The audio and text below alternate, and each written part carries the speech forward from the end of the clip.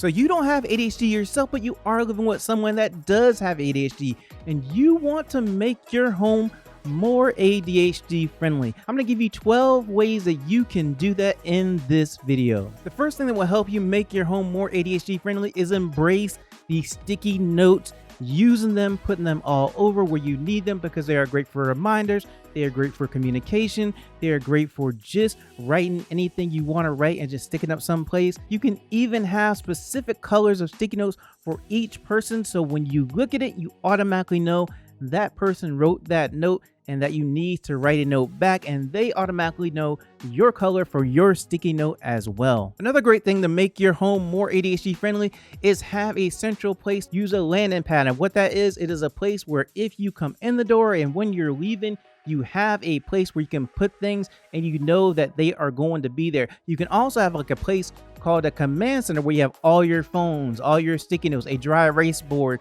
the stuff that you need for the day before you go out the door is also there. And when you're getting ready the night before, whatever, you can say, well, I'm going to get ready. Where do I put this stuff that I need? You put it in that central location. Now, another thing that's a great thing for ADHD friendly home are smart home things. That light behind me is really cool because I can program it to come on at a certain time, program it to dim at a certain time, program different colors. Right now I have it programmed to blue. And the great thing is that I can set that up to make sure, hey, at this point when I wake up, I want this color and this bright. And when I get ready to go to bed and try to go to sleep, I want to dim it and have it a different color altogether. And that can be great for relaxation too, because you can change it to a blue color or a purple color that helps you get into the relaxation mode. And that's awesome. And you can do all this from your phone. I recommend a smart speaker because of the fact it will tell you the time, the date, the weather. If you forget something that's on your schedule, it will also tell you that. And you can ask it random information and it will bring that back to you. And the good thing is it plays music. As long as you have an account set up, it'll play music for you and play all sorts of songs. And if you get the wrong song, which I do a lot, get the wrong title, you can just tell the title and it will still find the song you're looking for most of the time. Now, another thing that you should get is going to be a clear bin or clear bins. And the reason I say that is because you can see inside them. You don't have to really remember, hey, where did I put that? You can go ahead and just look and say, okay, I'm thinking about this. That's not the bin I need to look in. It's going to save you time.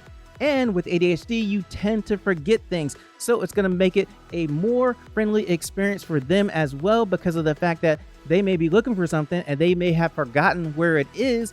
And then if you have a clear bin, they can say, okay, it's not there. They can go through and find it very quickly. Another thing that's essential in an ADHD friendly home is going to be labels. Label everything that you can, because you're not going to remember everything that is in your home generally and where it is, and they might not either, and they generally will need some kind of reminder, and a label is a great thing. Now, you can use sticky notes or actual labels, or they have chalkboard labels, whatever you want to use, or you can just write, on the container. If you have a clear container, just write on there, hey, this contains peanuts or whatever, right?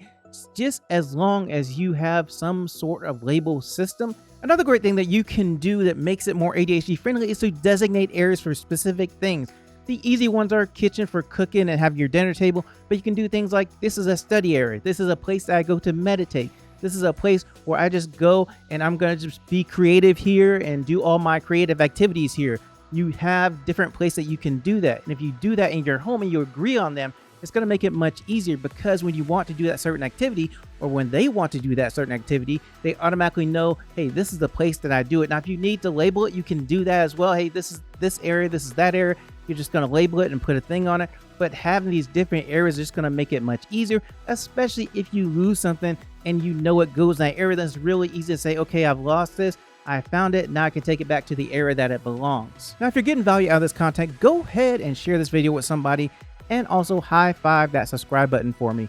So the next thing is flexibility. You need to be flexible, because a lot of times when you have ADHD, things change fast. You might want something here one day and then here the next day. Be open to new things and new designs and maybe new colors or something else that may be in the apartment or house that you're living in.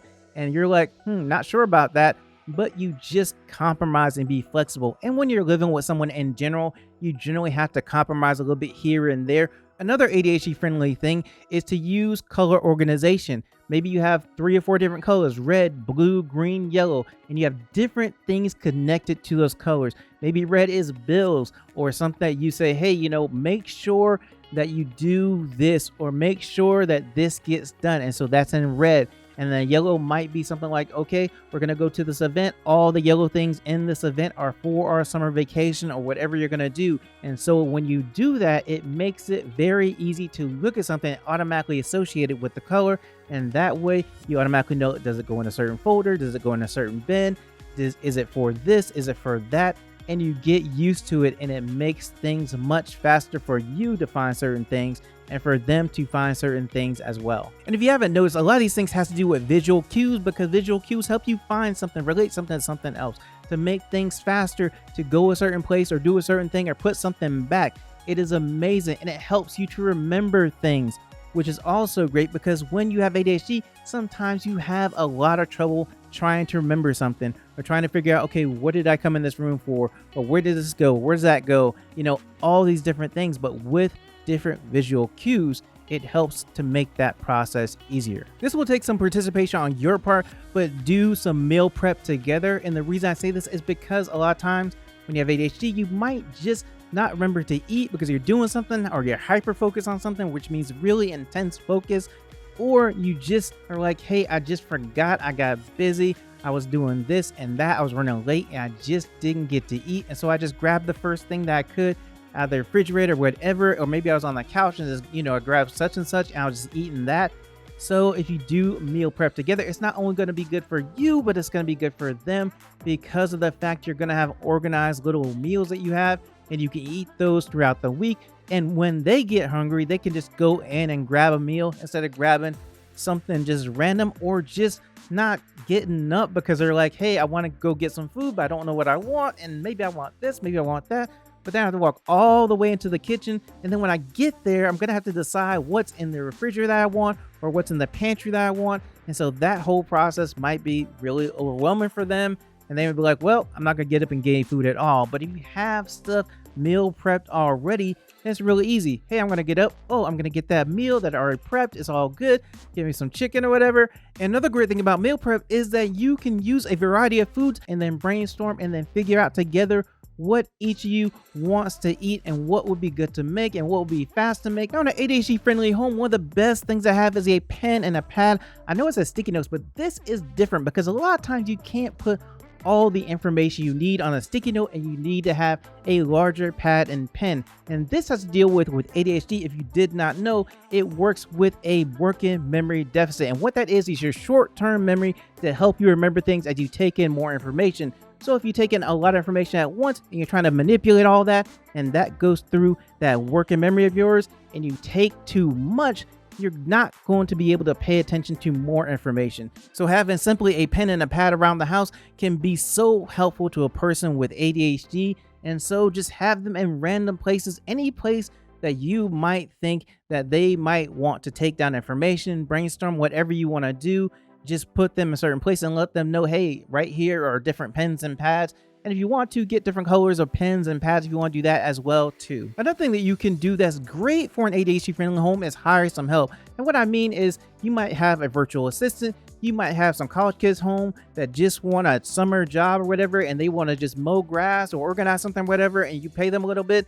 And that's going to be a great thing for you, because the more things that you kind of offload and let somebody else do that you don't really want to do, that might be boring to you or someone with ADHD, the better it is going to be for you, because you can free up time. And you can do this on a budget, so it doesn't have to cost a lot either. And the value that someone that will come in and do something for you that you don't want to do, and that you think, hey, this activity is just going to take me too much time to do, or I'm just not good at that activity, is going to be such a value to you, save you time, and also just help make things easier for your household in general. And remember, this is a work in progress. You have to work together to figure out what is good for them and what is good for you. And you keep working at it until you come up with something that is awesome for both of you. And so this is not the only thing that I talk about decluttering and organizing and making your home ADHD friendly. I want you to start with this other video here that has 15 different tips about ADHD, organization, and decluttering. It's going to teach you a lot more about the different things that will help you understand more about how organization and decluttering is done with ADHD. Go ahead and watch that video right here.